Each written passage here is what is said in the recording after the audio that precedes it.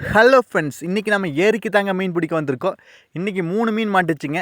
Part 1ல் வந்து ஒரு ஃபஸ்ட்டு மீனும், பார்ட் 2 செகண்ட் மீனும், பார்ட் 3ல் வந்து தேர்ட் மீனும் பிடிக்கிற பற்றி வீடியோ போடுறேங்க.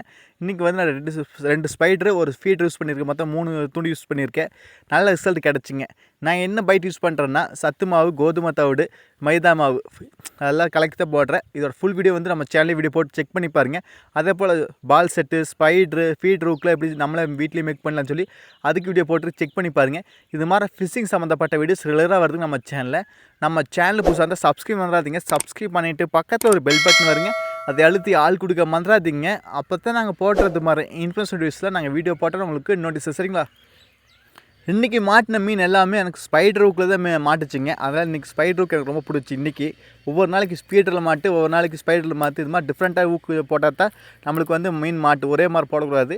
நான் வந்து இன்றைக்கி மாட்டுனால ஸ்பைடர் ரூக்கில் தான் மாட்டுச்சு. அது எப்படி பிடிச்சோன்னு பார்த்துலாங்க. இது ஃபஸ்ட்டு மீனுக்கான வீடியோ. சரிங்களா? குறி வச்சா விழணும். இப்போ நான் வந்து ஒரு பால் செட்டு வீசி போட்டு இன்னொரு பால் செட்டு வீசிட்டு இருந்தேன். ஆமாங்க. அப்போ பார்த்து ஒரு வாட்டர் கடை சுற்ற ஆரம்பிச்சிடுச்சு. அது நீங்களே பார்ப்பீங்க. அடுத்து நரம்பு கொஞ்சம் ஸ்ட்ரக் ஆகிடுச்சு. ஆமாங்க. நரம்பு வந்து வாட்டருக்கே அந்த குச்சி கீழே போனங்காட்டி அது சுற்றி நின்றுச்சு. அப்புறம் மீன் இருக்குது. மீன் வந்து அந்த நரம்பை சுண்டுறது நல்லாவே தெரிஞ்சு அப்போ நான் வந்து காஸ்டிங் பண்ண ஆரம்பிச்சிட்டேன். ஆமாங்க. இப்போ இது ஒரு சைஸான மீன் தான். நல்லாவே டஃப் கொடுச்சு. ஏன்னா வாட்டருக்கான டப்பு இழுத்து போயிடுச்சு. இந்த மீன் அங்கேருந்து வரும்போது நேராக தான் வந்துருந்துச்சு. பரவாயில்லையே அப்படின்னு சொல்லி நான் இருந்துட்டேன். அடுத்து பக்கத்தால் வர அப்படியே கிராஸ் அடிச்சு. அடாடாடா கிராஸ் அடிக்குது அப்படின்னு பார்த்தா அந்த சைடு பூராமல் புதர், அதாவது செடிகளாக இருந்துச்சு. பார்த்தா டப்புன்னு இழுத்து போயிடுச்சு. பார்த்தா உங்களுக்கே தெரியும் நரம்பு அப்படி கொண்டு போகுது. நம்ம கறக்க மீன் நம்மகிட்ட வராமல் அப்படி புதற்கே தான் போயிட்டுருக்கு. நானும் கிராஸ் பண்ணி இழுக்கிறேன்.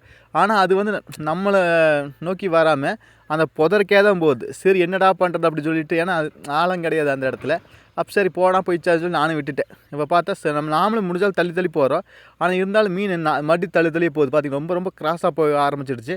அந்த சைடு பக்கத்தில் வந்துடுச்சு. அந்த நம்மளோட நரம்பு கவர் தெரியுது. வரும்போது பார்த்தீங்கன்னா இந்த புதல் போய் சிக்கிடுச்சு. சரி வழியே இல்லை. இந்த புதல் போய் ஒரு சுற்றிச்சுன்னா நம்மளுக்கு கிடைக்காது சொல்லி போட்டு நான் நரம்பு டைட்டாக பிடிச்சிட்டேன்.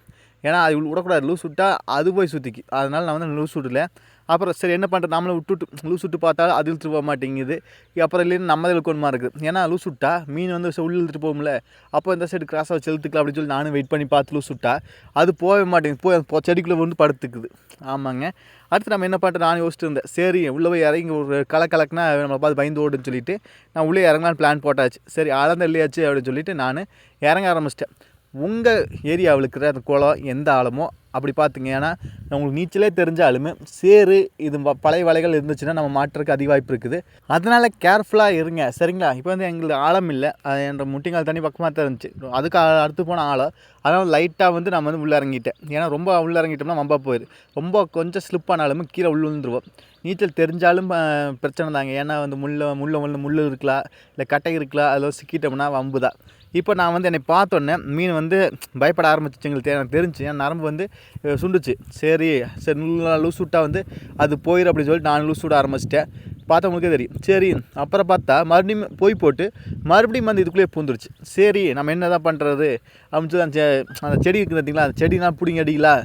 இப்போ அந்த செடி பிடுங்கினா தான் நான் அது பயந்து ஓடு. அந்த செடி கடி தான் எனக்கு சொல்லிவிட்டு நான் செடியை வந்து பிடுங்க ஆரம்பிச்சிட்டேன்.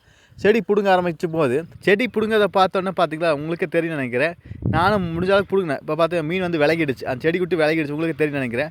மீன் மறுபடியும் விலகி அது போகிறது நம்மளுக்கு நல்லா தெரிஞ்சு இப்போ சந்தோஷமாயிடுச்சு. ஏன்னா செடி விட்டு போனோம்னா நம்மளுக்கு சரி இன்னும் இப்போ நேரம் பக்கத்தால் தானே இருக்குது, நம்ம ஓரங்கட்டி எழுத்துக்கலாம் அப்படின்னு சொல்லி பிளான் போட்டாச்சு.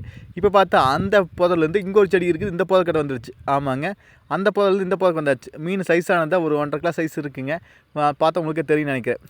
சரி நம்ம இழுத்துற வேண்டியதா, ஏன்னா முன்னே ரொம்ப டயர்டாகிடுச்சு பாயப்புள்ள அப்படின்னு சொல்லி நான் இழுத்து பார்த்தா இது ஒரு 1.5 கிலோ சைஸில் இருக்குங்க. 1.5 கிலோ ரேஸில் இருக்குது. இது ஒரு சைஸான மீன் தான். இது வந்து ஃபஸ்ட்டு மீனுங்க இன்றைக்கி பிடிச்சது. எப்பவும் ஃபஸ்ட்டு மீன் வந்து நல்லாவே இருக்குது. மாவு கரையும் கூட இல்லை. தம்பி அதுக்குள்ளே வந்து மாட்டிட்டார்.